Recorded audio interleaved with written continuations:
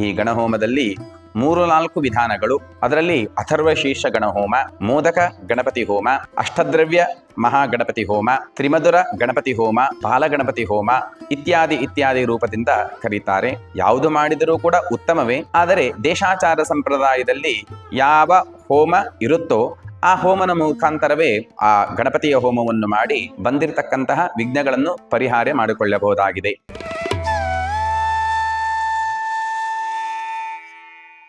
ಪಂಚಗವ್ಯ ಹೋಮ ಇದು ಹೆಚ್ಚಾಗಿ ಶುದ್ಧಿಗೋಸ್ಕರ ಮಾಡತಕ್ಕಂತಹ ಹೋಮ. ಅಂದರೆ ಒಂದು ಕಲಶದಲ್ಲಿ ಪಂಚಗವ್ಯ, ಗೋಮಯ, ಗೋಮೂತ್ರ, ಹಾಲು, ಮೊಸರು, ತುಪ್ಪಾದಿಗಳನ್ನು ಬೆರೆಸಿಕೊಂಡು ಬ್ರಹ್ಮಾದಿ ದೇವತೆಗಳ ಆವಾಹನೆ, ಅದೇ ರೀತಿಯಾಗಿ ಯಥಾಶಕ್ತಿ ಬ್ರಹ್ಮಗಾಯತ್ರಿ ಮಂತ್ರ ಜಪ, ಬ್ರಹ್ಮಕೂರ್ಚದಿಂದ ಮೇಲನವನ್ನು ಮಾಡಿ ಹೋಮಕ್ಕೆ ಆಹುತಿಯ ಸಮಯದಲ್ಲಿ ಪಂಚಗವ್ಯದಿಂದಲೇ ಹೋಮವನ್ನು ಮಾಡುವ ವಿಧಾನಕ್ಕೆ ಪಂಚಗವ್ಯ ಹೋಮ ಎಂದು ಕರೀತಾರೆ. ಇದು ಹೆಚ್ಚಾಗಿ ದೇಹ ಶುದ್ಧಿಗೋಸ್ಕರವಾಗಿ, ಸ್ಥಳ ಶುದ್ಧಿಗೋಸ್ಕರವಾಗಿ, ಮನಸ್ಸು ಶುದ್ಧಿಗೋಸ್ಕರವಾಗಿ ಮಾಡತಕ್ಕಂತಹ ಹೋಮ. ಮೊದಲನೆಗೆ ಗಣಹೋಮ. ಎಲ್ಲ ದೇವತೆಗಳು ಪ್ರಥಮ ಪೂಜ್ಯಕ ಯಾರು ಅಂತ ಕೇಳಿದರೆ ಗಣಪತಿ ದೇವರು. ಅಂತಹ ಗಣಪತಿ ದೇವರನ್ನು ಹೋಮದ ಮೂಲಕ ಆರಾಧನೆ ಮಾಡುವ ವಿಧಾನಕ್ಕೆ ಗಣಹೋಮ ಅಂತ ಹೇಳಿ ಕರಿತೇವೆ.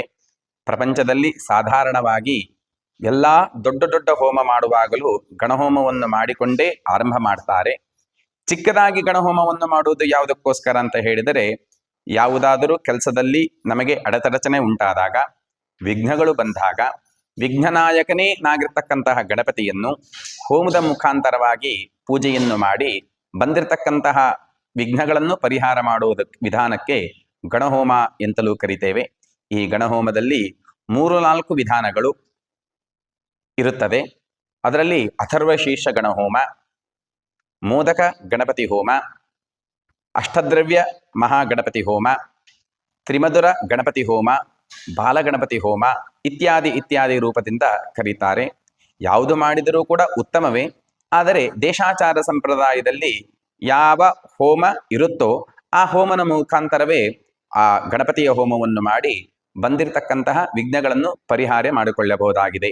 ಸರ್ವೇ ಜನಾಃ ಸುಖಿನೋ ಭವಂತು, ಸಮಸ್ತ ಸನ್ಮಂಗಲಾನಿ ಭವಂತು.